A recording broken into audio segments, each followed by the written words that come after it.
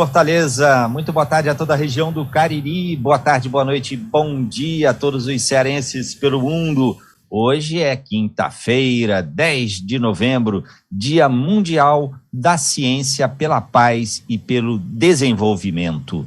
Está no ar mais um Debates do Povo, a sua companhia de segunda a sexta-feira, das 4 às 5 da tarde, em Fortaleza pela FM 95.5, na CBN Cariri, pela FM 93.5, ao vivo ainda no YouTube do Povo Online e no Facebook o Povo Online e o Povo CBN.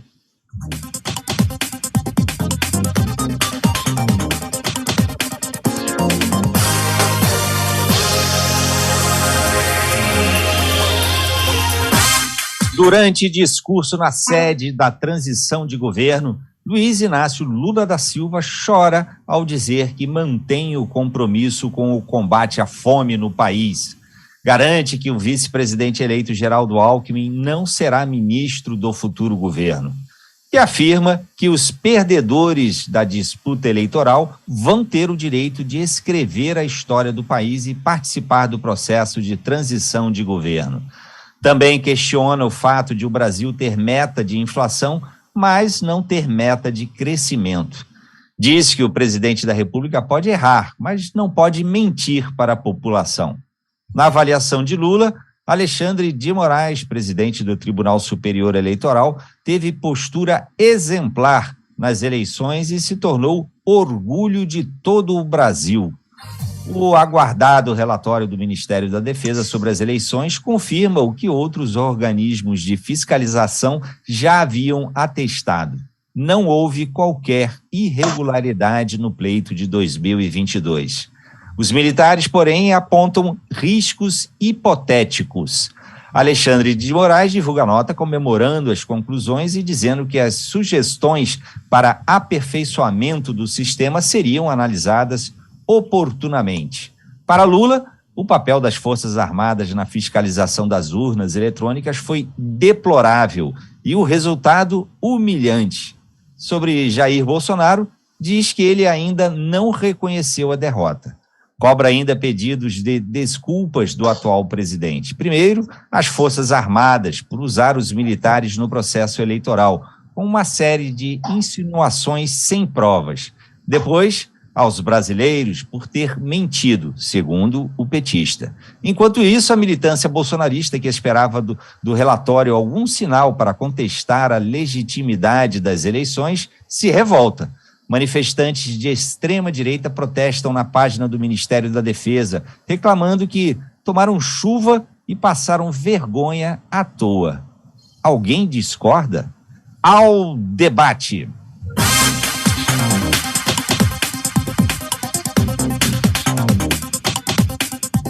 No programa de hoje, recebo aqui no estúdio intangível e material da Rádio Povo CBN, numa conversa remota com cada um em sua residência ou escritório, recebo Janaína Pascoal, deputada estadual em São Paulo, pelo PRTB. Recebo Rodrigo Lentz, cientista político, doutor pela Universidade de Brasília, a UNB, autor do livro República da Segurança Nacional, Militares e Política no Brasil, que é da editora Expressão Popular. Recebo também Sidney Ferreira Leite, coordenador de Relações Internacionais da IBS Américas. Recebo também, claro, como sempre, como todos os dias, recebo você, que também participa do programa e interage conosco pelo WhatsApp, o 8596090099, ou pelo YouTube, o Povo Online. E pode mandar mensagens também pelo Instagram e pelo Facebook da Rádio Povo CBN. São 16h09. Debates do Povo. Apresentação: Marcos Tardan. Muito boa tarde, Janaína, Rodrigo, Sidney, prazer imenso receber vocês aqui e ver, claro, que estão todos em boa saúde, isso é que é o mais importante. Vamos então começar?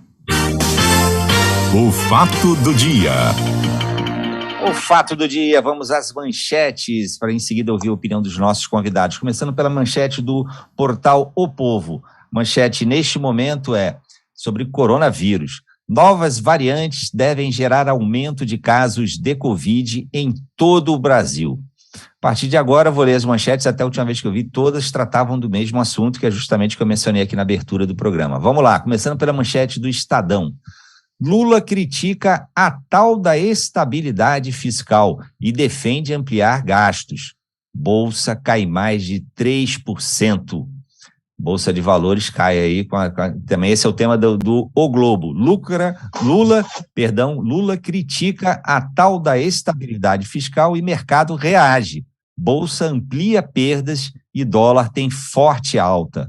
O presidente eleito questiona a necessidade de cortar gastos que inviabilizam programas sociais. Na Folha de São Paulo, Lula diz que a estabilidade fiscal traz sofrimento à população e critica o teto de gastos. Em discurso, o petista afirma ainda que a Petrobras não vai ser fatiada e que BNDES voltará a ser banco de investimento. No G1, Lula diz que Alckmin não será ministro do seu governo. Finalmente, a manchete do UOL. Alckmin anuncia ex-ministro Manteiga e irmã de Marielle Franco na transição. Aqui, essas são as manchetes de alguns dos principais portais de notícias do país. E agora vamos à opinião dos nossos convidados. Vou começar ouvindo aqui a deputada Janaína Pascoal. Deputada, na sua opinião, qual fato do dia, qual seria a sua manchete? Diga lá, deputada.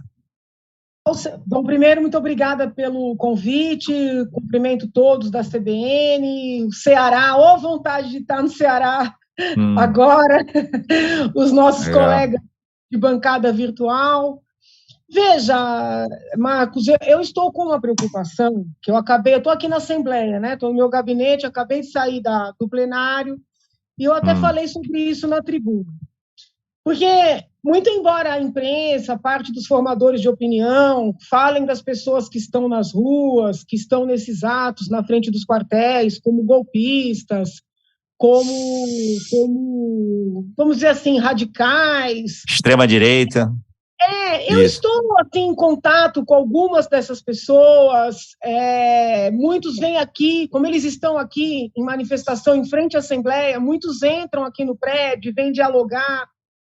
E na esmagadora maioria são pessoas que estão inconformadas, são pessoas que foram iludidas, são pessoas que estão entristecidas, mas são pessoas bem intencionadas, tá? Então, assim, o que eu estou preocupada? Eu estou preocupada com essas, oh meu Deus, como dizer, com essas sinalizações ambíguas que vêm sendo dadas pelo Ministério da Defesa, tá? Eu estava esperando o relatório do Ministério da Defesa, porque eu entendia que, uma vez saindo esse relatório, traria tranquilidade à população, traria uma confiabilidade à população no resultado da eleição. Tá? Saiu o relatório ontem, eu li o relatório, muito embora eles tenham feito ali alguns registros, algumas queixas, algumas sugestões, eu entendi do relatório que o Ministério estava dizendo que não houve fraude, vamos dizer assim. Sim, né? Acho que ele foi bem claro, destacou esse trecho, né? Essa foi a minha interpretação, TSE comemorou, eu postei nas minhas redes que o Ministério deixou claro que estava, vamos dizer assim, confirmando o resultado da eleição. Quando foi hoje, o Ministério publica no seu Twitter uma nota que, salvo o melhor juízo, vai no caminho inverso, né? Porque nessa nota, no Twitter, o Ministério diz assim, que ele não diz que não teve fraude. E eu fico preocupada, por quê? Porque nós estamos lidando com pessoas que estão muito emocionadas, muito fragilizadas, e que têm uma confiança muito grande nas Forças Armadas, né? São pessoas que colocam as Forças Armadas como as instituições de maior confiabilidade no país. E eu gostaria, né, que o Ministério da Defesa ou as Forças Armadas, muito embora, né, haja um ministro e haja os chefes das três forças, que eles viessem a público e dissessem de maneira cabal: olha, nós demos sugestões de melhoras, porque todo sistema pode ser aprimorado, né?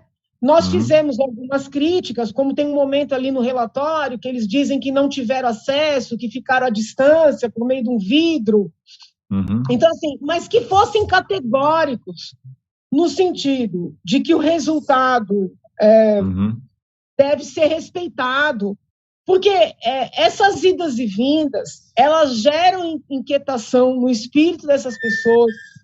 Eu venho fazendo um trabalho para conscientizar essas pessoas de que devem voltar para suas casas, para suas atividades, entendeu? E essas idas e vindas, elas fazem com que essas pessoas queiram permanecer nas ruas.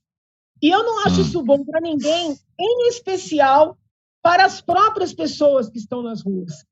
Então, assim, eu quero aproveitar esse seu espaço e sei que eu vou apanhar de gregos e troianos, como é de costume, mas para pedir, sabe, essa pacificação, né, por parte do Ministério da Defesa. Agora, se tem algum achado que fale claramente, né, porque essa linguagem censurada, ela é péssima, né, para a estabilidade que o país quer alcançar.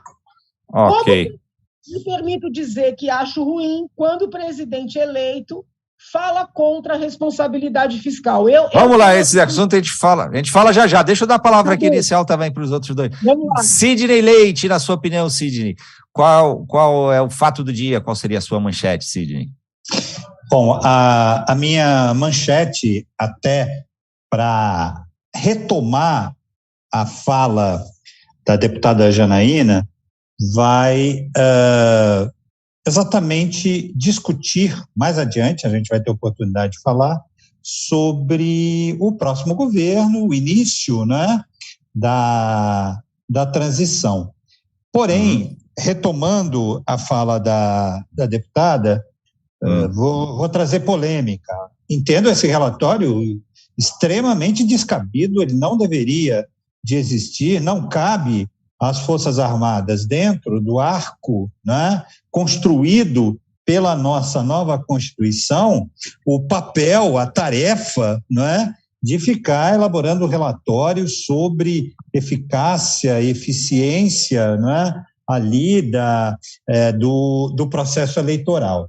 Né? Penso que todos aqueles que participam do jogo democrático, usando a metáfora do jogo para o nosso ouvinte entender muito claramente, para ser bem didático, né? Mania de professor, todo jogo tem suas regras. Uma vez, a partir do momento que você aceita, né, participar desse jogo, respeitar as regras, seguir né, o rito democrático. Né? Então, eu quero consagrar, e aí eu acho que eu estou com certeza tendo a deputada e provavelmente o Rodrigo, você, Marcos, também ao meu lado, a gente virar a página, olhar para frente. Eleição superada e já desenhar, até logo teremos novas eleições. Esse é o gostoso do regime democrático para o qual lutamos de formas diferentes e defendemos também, às vezes, de forma diferente. Muito bem, deixa eu ouvir agora Rodrigo Lentes, na sua opinião, Rodrigo. Não estamos te vendo, a sua imagem aqui está desligada, mas queria te ouvir aqui. Qual a sua opinião, na sua opinião, qual o fato do dia, qual é a sua manchete, Rodrigo?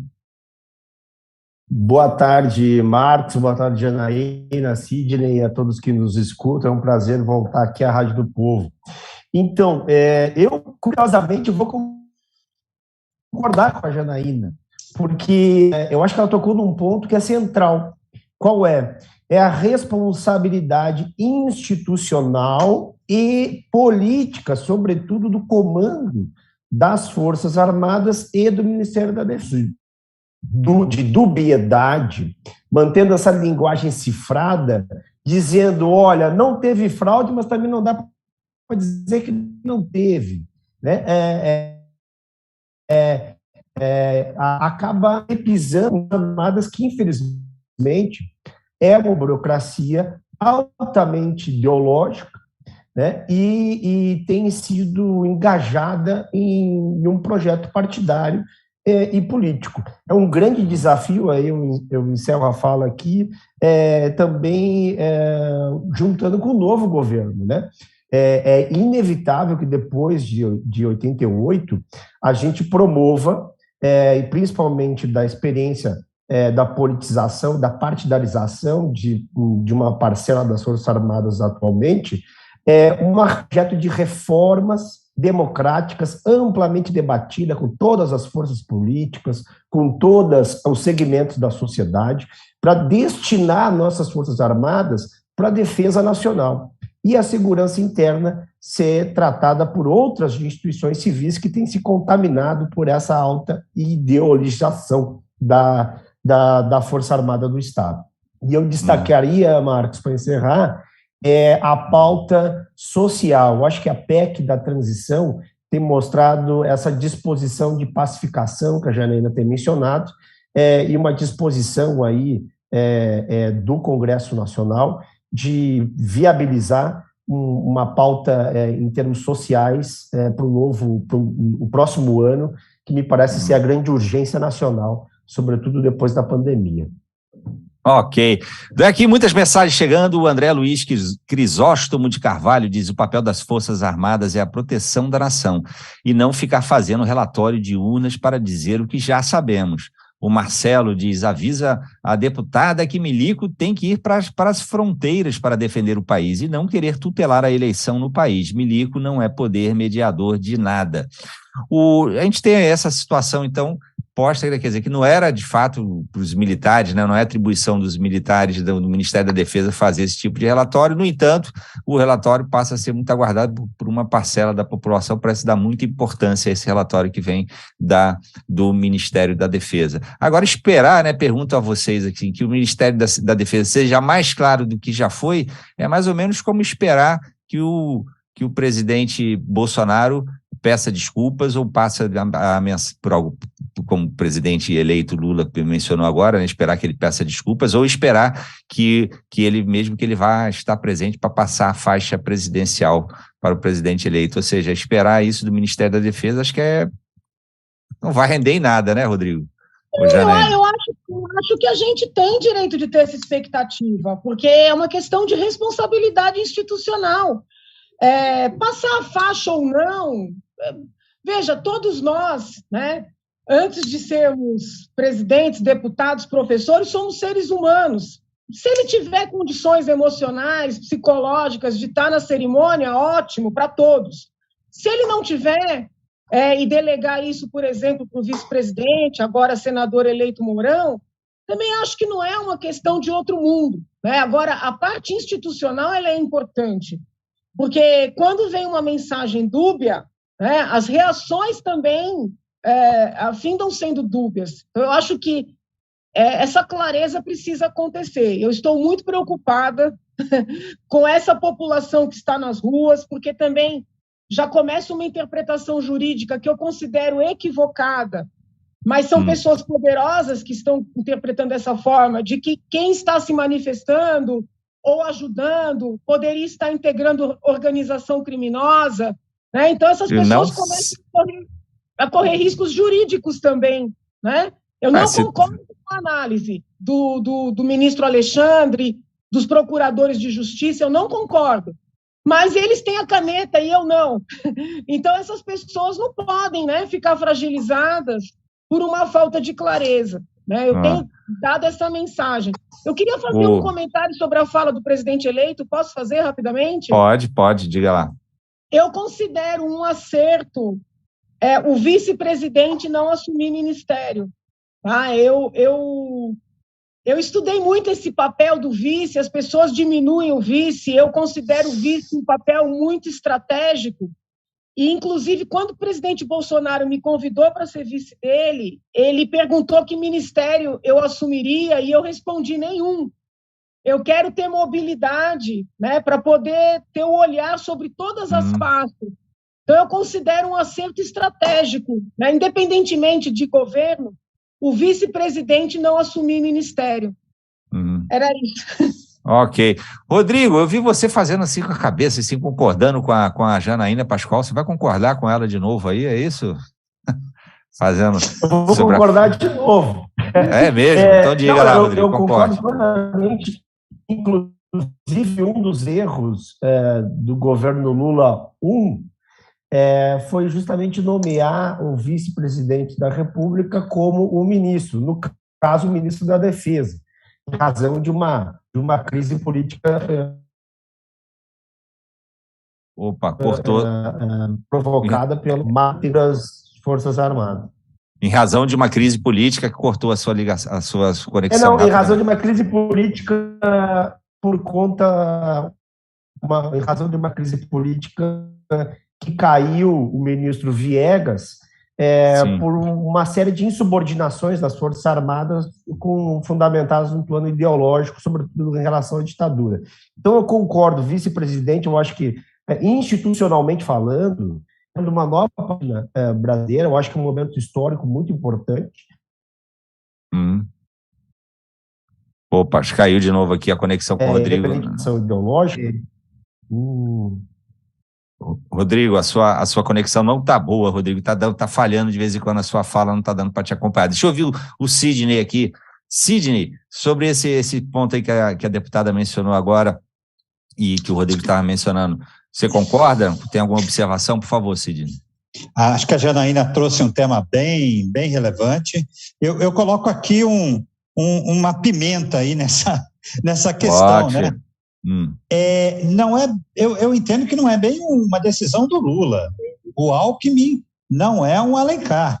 O Alckmin tem pretensões políticas muito mais amplas e, lembrando um pouquinho de Maquiavel, de Thomas Hobbes, os clássicos da política, ele não ia ficar dentro de uma caixinha, de um território limitado. No novo governo, nós teremos um vice-presidente muito atuante, que, portanto, vai querer olhar toda a floresta e não apenas uma árvore. Tá? Então, temos aí uma mudança clara dos dois primeiros governos Lula para o que se desenha ser esse terceiro governo Lula. Temos um vice-presidente atuante que vai opinar, que vai se posicionar e que está tendo um protagonismo até surpreendente, na minha perspectiva, que já incomoda alguns setores do novo governo no futuro governo. Então, além do Lula proclamar, provavelmente isso já estava pactuado lá atrás, que o Alckmin teria um protagonismo nas ações governamentais de uma maneira geral, e não de uma pasta, de um setor limitado. Até porque todo mundo aí já de olho em 2026, né? Que o presidente Lula, presidente eleito, já afirmou que não tentará a reeleição. E, nesse caso, Alckmin passa, né, com o poder político que tem, passa a ser um candidato natural aí já para 2024. Muito bem. Eu vou fazer o seguinte, deixa eu ler mais algumas mensagens, vou chamar um rápido intervalo aqui na nossa transmissão pela rádio, lembrando que a gente continua a conversa sem intervalo pelas redes sociais, mas aqui na rádio a gente faz um rápido intervalo. Mas antes, deixa eu ler aqui a mensagem do Melo, do bairro Damas. A maior pisada na bola que o ministro Barroso fez foi convidar as Forças Armadas para participar das eleições. Não é sem razão que as nossas fronteiras estão totalmente abandonadas pelas Forças Armadas. O Benoni Barros, entre os dois, aqui entre o Bolsonaro, né, e Lula, ele diz que prefere aquele que já provou ser democrático. A lisura das urnas deve ser e foi já bem averiguada pela sociedade civil. O Vital Peixoto do Crato tem uma pergunta para a deputada Janaína Pascoal. Em sua primeira fala, a deputada fala que os manifestantes têm boa intenção. Aí ele pergunta, que boa intenção é essa? É conclamar por militares e forças armadas no poder? Pergunta aqui o Vital Peixoto. A deputada responde já, mas vamos aqui a um rápido intervalo. São 16h29. Até já.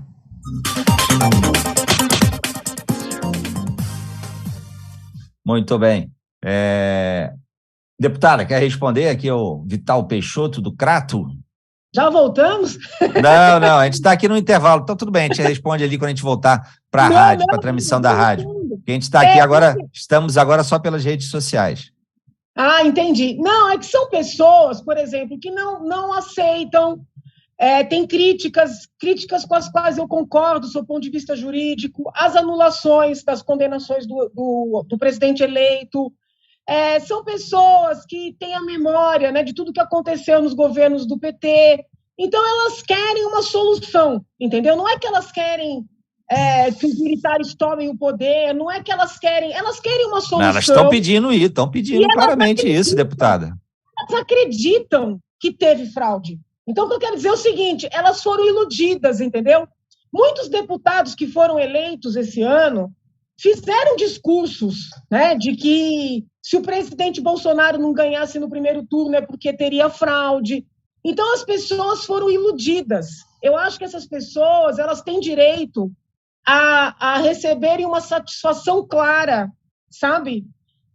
Porque elas foram iludidas por muitos meses, né? Eu apanhei muito, eu acredito até que eu perdi essa eleição, porque eu era a única na direita que dizia, gente, vocês precisam acordar, né? O presidente não vai ser eleito no primeiro turno, a situação dele não é tranquila.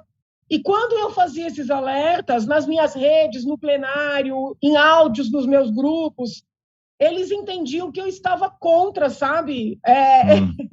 Então, assim, essas pessoas, elas foram levadas a acreditar nisso tudo. Então, eu acho que elas têm o direito, antes de serem tratadas como criminosas, como golpistas, antes de serem atacadas, de terem uma mensagem clara, sabe?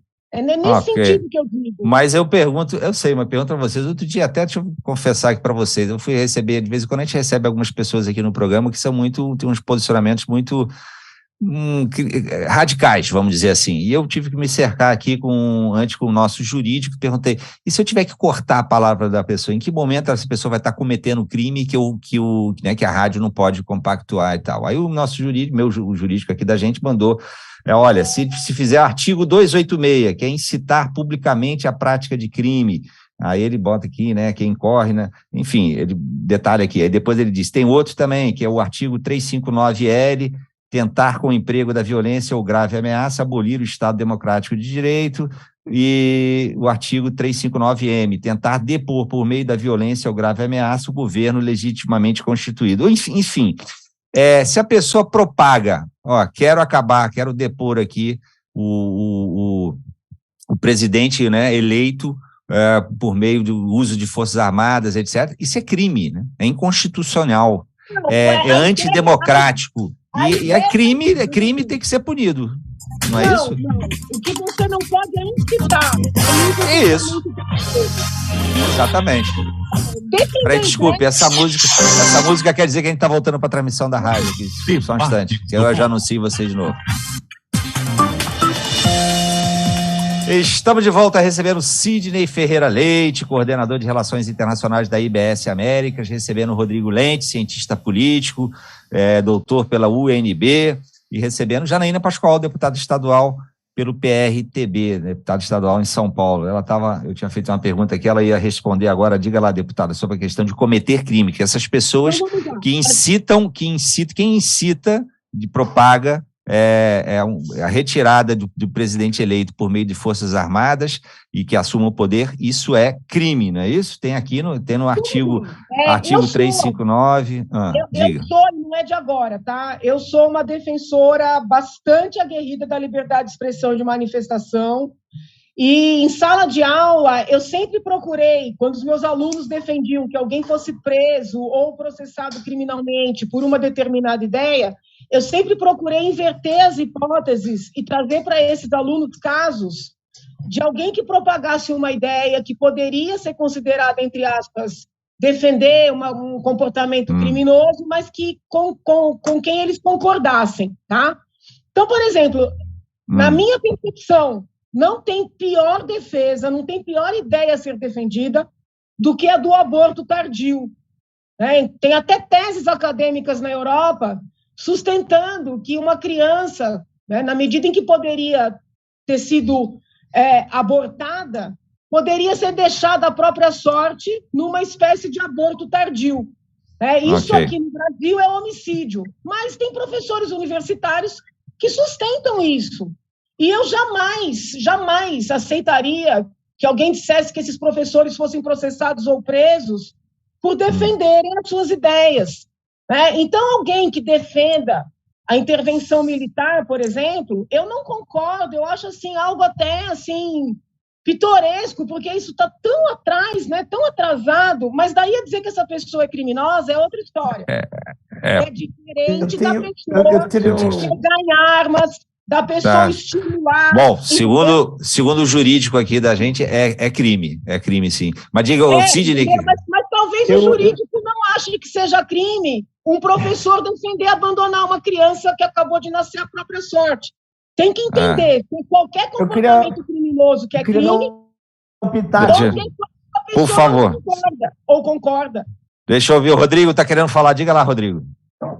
Mas eu acho que são duas coisas aí. Uma é o debate a respeito da legislação, né? E querer mudar a legislação em relação a um determinado tópico. Por exemplo, a questão do aborto. Outra coisa, e aí eu acho que talvez, que eu acho que a Jana ainda está querendo colocar, é que existe uma organização desses atos, dessas mobilizações. Existe gente quem financia, quem coordena. Existe uma instituição que alimenta no coração e na mente dessas pessoas a viabilidade de um eventual golpe de Estado para resolver o problema isso é crime. Da derrota eleitoral. Ou seja, eu acho que isso é uma questão para ser debatida, sim, na esfera criminal, inclusive com a nova legislação do Estado Democrático de Direito que substituiu a Lei de Segurança Nacional. Eu acho que essa responsabilidade, essa responsabilização, se não criminal, mas ainda civil, administrativa e pública e política, eu acho que é o centro dessa questão. Ok. Sidney Leite, e a sua opinião sobre isso? Estava ouvindo tão calado aí, Sidney, mas diga lá. Pensando nas ótimas contribuições da Janaína, o Rodrigo que tem trazido, você também, Marcos, eu vou trazer aqui uma outra perspectiva mais positiva. Acho muito saudável que nós tenhamos militantes que se apresentam, não é, assumidamente como militantes de direita, né, que vão para as ruas e defendam ideias, se são criminosas ou não. Esse é um debate muito, muito importante, mas que eu não me proponho a fazer nesse momento, né? O que é a política? A política é agir em conjunto, né? A política é articular ideias, conquistar por intermédio dos argumentos. Então, nós não estamos acostumados, inclusive nós que temos uma determinada formação acadêmica, com movimentos políticos de direita. A gente está muito acostumado a ver a esquerda ir para as ruas, levantar a sua bandeira, o seu grau de organização, sempre tem ali, sim, um grau de organização. Então, olhemos sob essa perspectiva, né? Nós temos agora, né, uma fase de amadurecimento do nosso processo democrático, a nossa democracia. Nossa democracia, ela é relativamente recente se comparada com democracias europeias ou mesmo com a democracia norte-americana, e nós vimos que mesmo nos Estados Unidos eles enfrentam problemas sérios. Então, vamos olhar nessa perspectiva, né? Temos agora movimentos articulados, né, com uma visão ideológica que não a de esquerda, o que demonstra um país mais plural, um país mais participativo. Ok. Muito bem, muitas mensagens, esse tema é polêmico, muita mensagem chegando aqui. O Leonardo, lá de Juazeiro do Norte, diz que gostaria de perguntar à deputada se ela irá ajudar ou tentar dificultar o governo Lula por ela ser defensora dos projetos de Bolsonaro, projetos esses que não são bons para a nação brasileira. A opinião do Leonardo de Juazeiro. Sérgio Silva, do José Walter, desculpe-me a deputada, mas suas colocações acerca da turma que está nas ruas não são, ou aliás, são por demais contraditórias. Quem iludiu aqueles que tomaram a chuva à toa foram aqueles que irresponsavelmente prometeram medidas antidemocráticas como forma de garantir liberdade. E o Evandro Alencar, se fosse o MST, se fosse um grupo minoritário, queria ver a opinião da deputada. Outra coisa é o paradoxo de tolerância de Karl Popper. Como ser tolerante com quem tem como pressuposto atos que são em si intolerantes? Pergunta aqui o Evandro Alencar. Deputado, quer responder aqui aos nossos ouvintes? Depois eu preciso chamar mais um rápido intervalo na transmissão da rádio. Eu tenho até um texto publicado sobre uma situação envolvendo o MST, e que eu analisei o caso concreto e eles estavam sendo acusados de organização criminosa e eu defendi.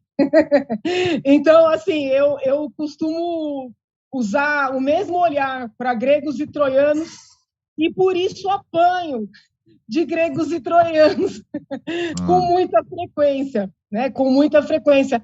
A primeira pergunta, se eu iria dificultar.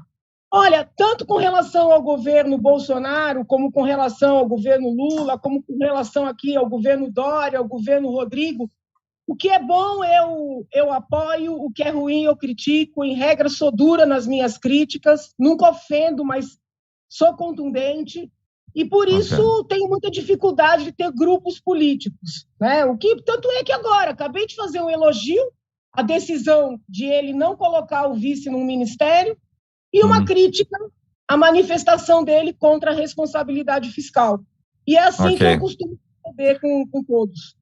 Vocês, aliás, queria saber, Rodrigo e Sidney, vocês acharam dessa fala do presidente Lula aqui, que eu destaquei muito nas manchetes do dia, né, sobre essa tal de estabilidade fiscal, né? A Bolsa já reagiu, Bolsa subiu, dólar também subindo, e, aliás, Bolsa caiu, dólar subiu por conta dessa declaração aí do presidente Lula. Ele está certo? Como é que vocês avaliam essa declaração dele sobre a questão de responsabilidade fiscal, teto fiscal, etc.? Diga, Sidney. Pode começar por mim? Pode. Bem, uma coisa é o candidato em campanha. O candidato em campanha, ele articula, né, todo um discurso, ele vai em busca de apoio. Uma coisa é o candidato eleito. A responsabilidade é diferente. Precisa ter muito cuidado. Nós vivemos a era digital, a era da comunicação, da informação, que circula com muita velocidade, né?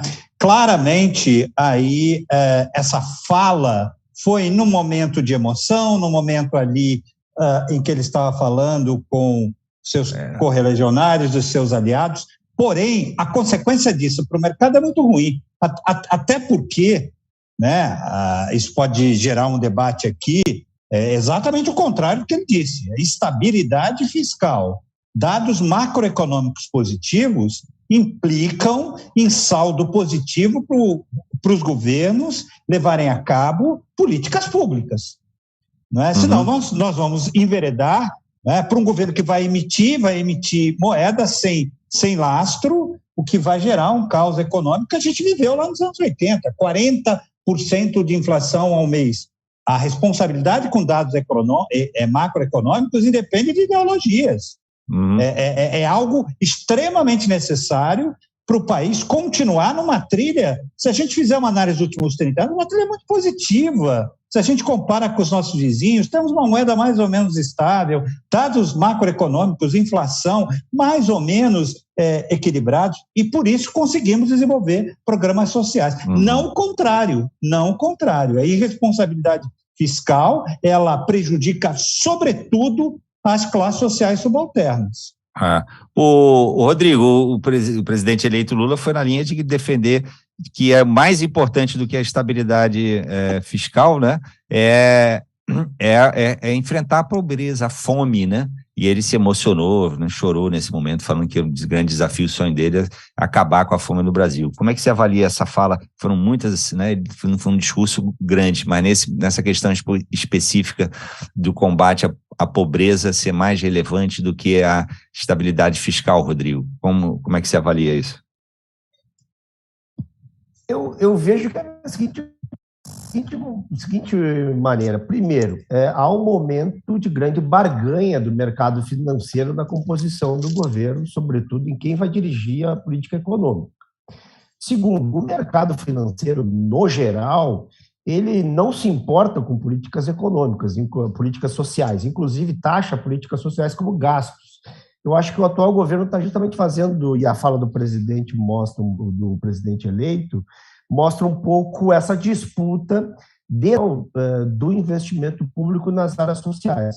Então, a prática dos governos do PT e, sobretudo, a composição do governo de transição, o papel do vice-presidente da República, o caráter de um governo de ampla coalizão, não lança nenhuma qualquer dúvida em relação ao compromisso com a estabilidade política, a estabilidade fiscal. Então, certo. A questão aqui é um momento de barganha na composição do governo e na definição do primeiro ano de governo.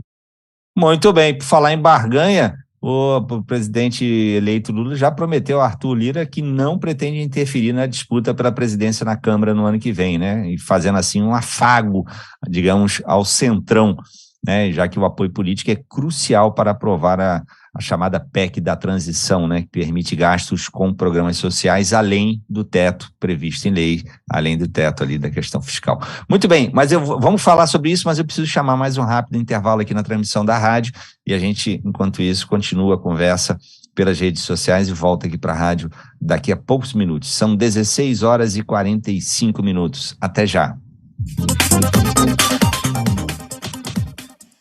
Para desgosto aí do Renan Calheiros, né?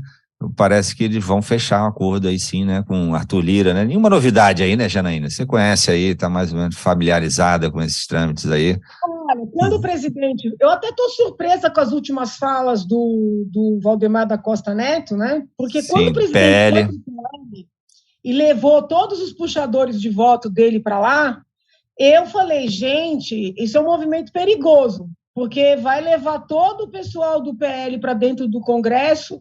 Se o Lula ganhar, no dia seguinte eles fecham com o Lula. As últimas falas do Valdemar vai em sentido contrário, né, do que eu, vamos dizer assim, previ lá atrás. Mas se a gente olhar o histórico, né, é um histórico desses partidos, desses quadros, de buscarem estar próximos de quem tem a chave do cofre, né, de quem tem a caneta. Então, acho que é necessário aguardar um pouco mais, né, antes de saber como é que vai ficar esse cenário. Eu intuo que muitos bolsonaristas, assim, de carteirinha, rapidamente vão ser lulistas aí de carteirinha, desde criancinhas. Eu intuo. Mas vamos aguardar para a gente não ser justo. Qual? Arrisca um nome aqui, arrisca um nome desse que você acha que vai... Eu acho que muitos, né, dos quadros tradicionais, e ouso dizer, muitos desses que subiram aí no palanque, iludiram a população, se elegeram com o discurso de que o presidente daria no primeiro turno, que senão seria fraude, já vão estar comendo na mão do Lula rapidinho, mas vamos aguardar, vamos aguardar. Sidney e Rodrigo, concorda aí também? Vai ser nenhuma surpresa. Eu concordo.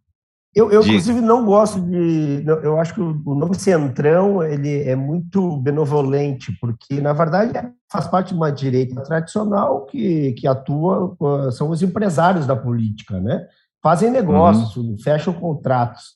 Como a Janaína mencionou, a questão aqui é ter acesso ao cofre público para investir.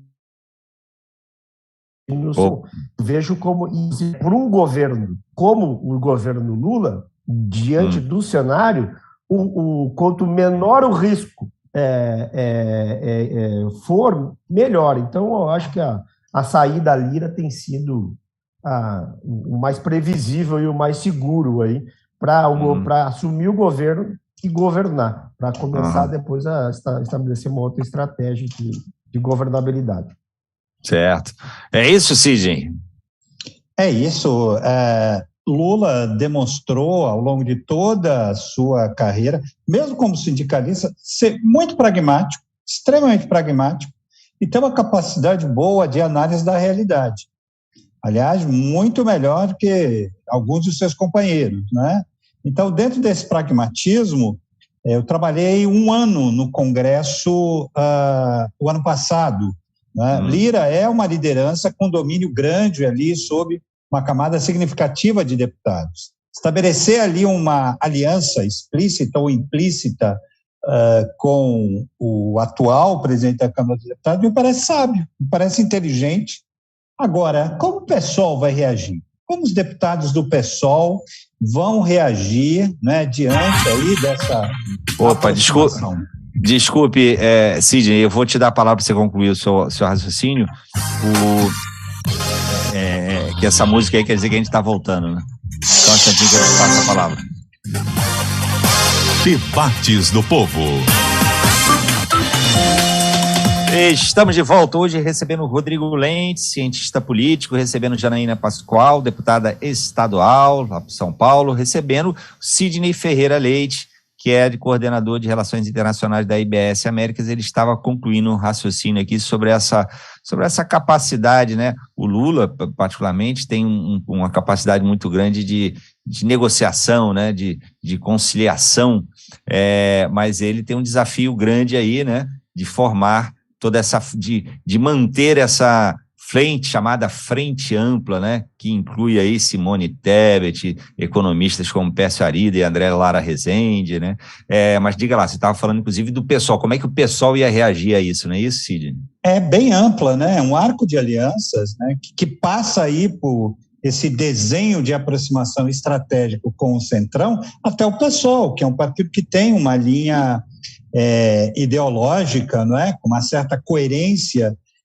ideológica. Como será que esse segmento mais ideológico vai viver? Vou fazer uma provocação, né? De sonhar com Che Guevara e acordar, né, ali abraçado com o Centrão. Como é que vai ser isso? Acordar ali com Valdemar, com Arthur Lira. Pronto, com Arthur Lira. Pronto, definiu. Mas Sidney, eu acho que o Bolsonaro ele fez uma façanha para o bem e para o mal, que de juntar, né, de Alckmin a Boulos em torno de um consenso, que é o regime liberal pluralista que garante as diferenças ideológicas dentro da institucionalidade e dentro da disputa democrática. Então, eu estou curioso também para ver como é que vai ser o comportamento desse amplo leque, mas imagino que a gente vai se surpreender um pouco, assim como a Janaína se surpreendeu com o Valdemar Costa Neto. Tomara que seja por aí, só que acho que há uma diferença muito grande de uma campanha contrária a Bolsonaro e agora ter que assumir a governabilidade, governar esse país. Muito bem. Gente, tá ótimo o papo. A gente já está entrando aqui na reta final do programa e vai dar tempo aqui ainda de uns 2,5 minutos de fala para cada um. Então, deixa eu iniciar aqui uma rodada de considerações finais. Tem muita coisa, muitos assuntos sobre os quais eu gostaria de ouvir vocês, entre, por exemplo, outros temas da fala do presidente Lula, muitos dos quais eu mencionei aqui na abertura do programa. Também queria saber de vocês assim, um potencial, digamos, de radicalização, né, desses brasileiros que estão protestando ainda nas estradas ou na frente de quartéis, né, qual é o potencial ainda de radicalizar mesmo após esse relatório, esse boletim do Ministério da Defesa. Mas, enfim, deixa eu passar a palavra para vocês, uma rodada de considerações finais. Deixa eu começar com o Rodrigo. Rodrigo, você aqui, o que a gente não falou ainda que você acha importante ser dito? Olha, eu prefiro só mencionar o que a gente já falou bastante, mas olhando para frente. Eu acho que é inadiável um debate nacional a respeito das nossas Forças Armadas e da missão constitucional que ela deve desempenhar. Eu acho que manter como está pragmaticamente nossas Forças Armadas vai gerar instabilidade do regime político daqui para frente. Então, eu pontuaria isso, e a segunda questão, eu acho que a gente não falou um pouco da COP, né, que vai ter... Sim, a gente vai fazer um programa só sobre a COP aqui em breve. Ah, ótimo. Sim. Mas eu acho que, em termos internacionais, o Sidney, né, pode dar esse gancho para ele, que é a área dele, mas eu acho que se abre uma nova conjuntura internacional para o Brasil de recuperação de credibilidade e também de imagem da nação ao redor do mundo. Muito bem, deixou o gancho aí para o Sidney, mas deixa eu fazer o seguinte, deixa eu dar a palavra antes para a deputada Janaína Pascoal, que ela nem não falou ainda esse bloco aqui, para suas considerações finais, deputada. O que a gente não falou ainda que precisa ser dito? Diga lá. Agradeço Marcos, Rodrigo, Sidney pelo diálogo construtivo. Termino aqui, né, deixando a minha preocupação com uma crescente restrição à liberdade de expressão. Tenho preocupação com essa falta de regras, esse arbítrio de derrubar canais, derrubar perfis, retirar material, né, do ar. Então, é uma preocupação que eu tenho, independentemente de governos, né, independentemente de quem sejam os alvos, né, dessas investidas. Acho que a gente precisa conversar sobre isso, sim. Desejo que o discurso feito pelo presidente eleito seja um discurso que norteie o seu governo. Ele disse que iria governar para todos, né, que ele tem consciência de que foi eleito por uma pluralidade. Eu lembro quando o presidente Bolsonaro foi eleito, eu disse isso a ele: presidente, tenha consciência que o senhor foi eleito por uma pluralidade. E eu acho que o que fez... Aliás, se me permite, deputada, que foi um momento bonito do discurso do Lula hoje, eu achei meio... Quando ele fala dos perdedores, né, que os perdedores têm o direito e têm que escrever a história também, e têm que participar da transição. Mas diga, conclua. Mas eu espero que ele cumpra, né, porque infelizmente o presidente Bolsonaro, que teve muitos acertos durante seu governo, o maior erro que ele cometeu foi ter falado exclusivamente para o seu público, né? Ele, infelizmente, se fechou. Então, quero crer que a fala inicial do presidente eleito seja a fala que o conduzirá. Não foi na sua primeira oportunidade como presidente, mas eu acredito que as pessoas podem melhorar, né? Então, eu fecho agradecendo, me colocando sempre à disposição e desejando que o nosso povo consiga seguir adiante, né? Consiga seguir adiante, é isso que eu quero. Obrigado. Muito bem. Legal, muito obrigado, deputada Janaína Pascoal. O Otton Fernandes, que é advogado, também manda mensagem aqui, ele dizendo assim: de acordo com a teoria moderna monetária, a expansão monetária em moeda própria, em princípio, não gera problemas fiscais, não gera inflação, sobretudo quando os recursos serão injetados diretamente no consumo das famílias. Tem efeito anticíclico. Questionar o fim do teto e da PEC da transição parece terrorismo fiscal. Está defendendo, então, portanto, aqui a posição, discurso do presidente eleito Lula, né? Mas vamos lá. Sidney, o Rodrigo levantou a bola aí para você falar sobre a questão da COP27, questão de projeção internacional do país. Diga lá, Sidney. Agradeço ao Rodrigo, agradeço a Janaína, a você, Marcos, um debate de altíssimo nível, como raramente a gente, inclusive, escuta na mídia nos últimos tempos, caracterizado por uma polarização bastante pueril e inconsequente. Abrem-se novas janelas de oportunidades internacionais para o Brasil, mas eu queria aqui retomar uma fala do início. O ano que vem será um ano muito difícil, pensando no âmbito internacional, né? Há cenários recessivos, a crise da Ucrânia parece não ter um fim muito próximo, e tudo isso impacta direto ou indiretamente no Brasil, que é uma potência média, né, e que exerce uma influência importante. Vai ser um governo mais difícil para o Lula do que foram os dois primeiros. Não temos aquela conjuntura favorável das commodities. A China vai crescer menos do que deveria. Vamos ser otimistas, né, de que o Brasil retoma uma posição que sempre foi de direito de uma potência média importante no ambiente e no sistema internacional.